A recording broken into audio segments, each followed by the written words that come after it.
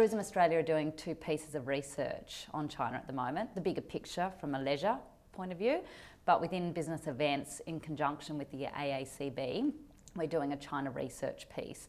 And that is to understand the business event buyer better, what they're looking for and how Australia can actually deliver it. So that's being rolled out in the next few months. What is the business event buyer in China looking for? Very varied. I mean, it all depends. We're looking at not only primary but secondary cities in China. It depends what industry they're looking for. It is there's definitely synergies about what they're looking for in regards to what other markets are. So, for example, the car industry or that are interested in incentive style of events are looking for the 5-star product, but at 3-star prices. Others are interested in coming out here and experiencing the freedom that Australia can offer. That comes up time and time again.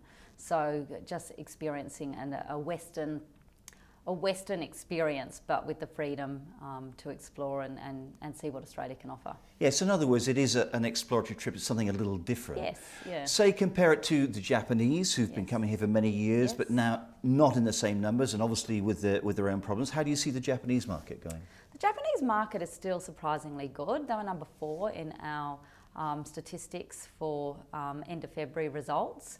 So the numbers are still there. They're very focused on incentives only. So we know that China, for example, is interested in incentives, but also the association style of meeting and events, and that's something that the research will also bring together more. Japan is always a very sophisticated market in what they're looking for and what they expect, whereas I think the Chinese are definitely more open to different experiences. Now, you mentioned New Zealand, and one gets the impression from some of the things you read that New Zealand is a bit over Australia. They've been here and done that and got the T-shirt and sort of moved on. Would you say it's the same for the States as well? No.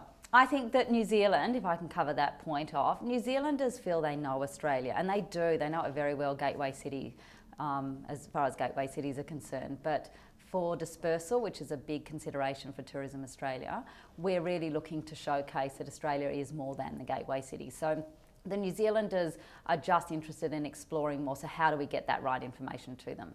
The USA, on the other hand, particularly West Coast market, are very keen to get to know Australia. So their experiences are perhaps what they've seen on television, particularly with the recent Oprah shows, but they're interested in coming to the main cities, and that will obviously be a first-time experience from an event point of view.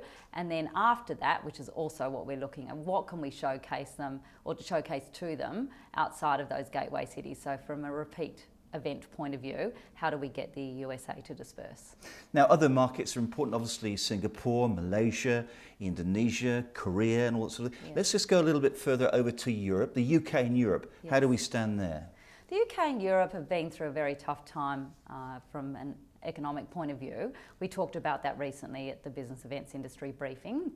There's some great statistics to show that the market is coming back, that the amount of inquiries for long-haul events is back into play, which is brilliant. And so Australia needs to be far more active and competitive in how we're selling our destination and getting that in front of the UK and European buyers.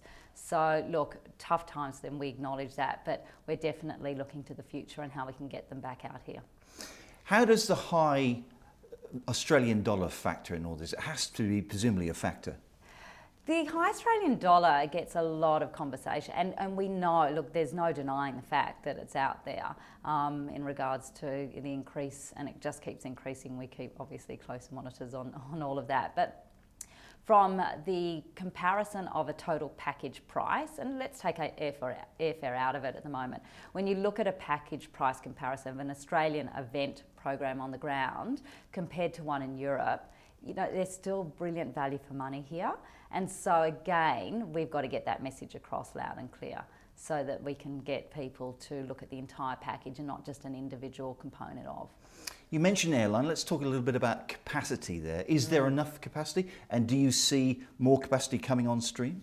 Tourism Australia is working in conjunction with the Department of Resources, Energy and Tourism, and as part of the National Long-Term Tourism Strategy to look at all of the supply side Australian industry. So do we have enough hotel beds? Do we have enough good quality hotels?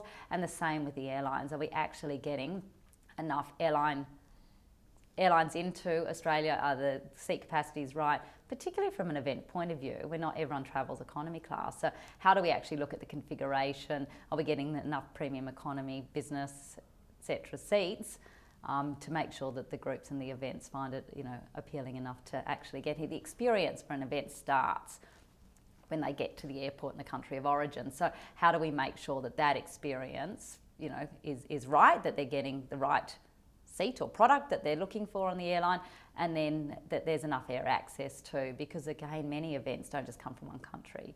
So how do we look at the entire picture from around the world and make sure that that is available for the buyer? Air access must be obviously very, very important. Are there enough airlines flying in here? I believe that that's being looked at the moment. I'm not across all of the different information to do with that. It's definitely something that's being looked at from a bigger point of view from a whole of industry. Tourism Australia definitely has a seat at that table.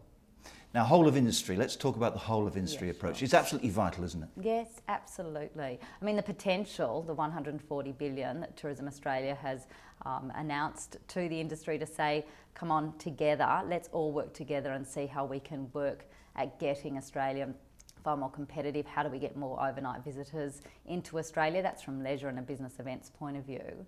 And so we can't do that alone. We can't stand up here and just talk about the actual industry potential without bringing the industry into it, getting their opinion, actually saying, is this something that they're interested in working towards? And the resounding answer is yes. So I think that's a huge step forward for Australian tourism and business events industry. So you're happy with the way things are going at the moment? Because after all, it is quite an ambitious, overall, meetings and business, the business side of it aside, it is quite a big and ambitious plan to increase the numbers up to in excess of 130 billion, isn't it?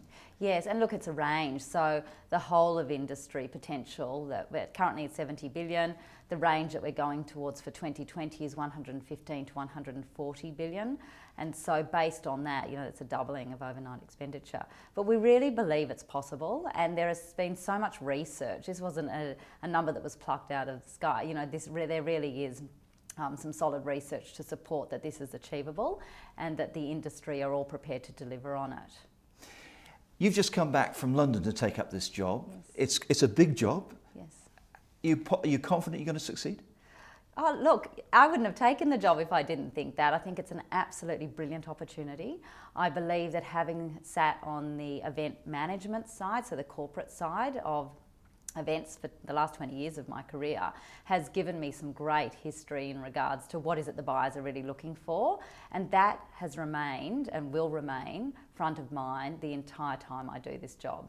And we have a really big focus at Tourism Australia about everything that we do every day has to focus on the customer. So I've had that experience of dealing with the customer, and in business events I really was the customer in my old job, then I think that has been really helpful. I think Australia hasn't been as competitive as we could be in the business event space, and by looking at the entire marketing program that we're going to deliver within business events, which is very exciting for the year and years ahead, I believe we can really make a difference.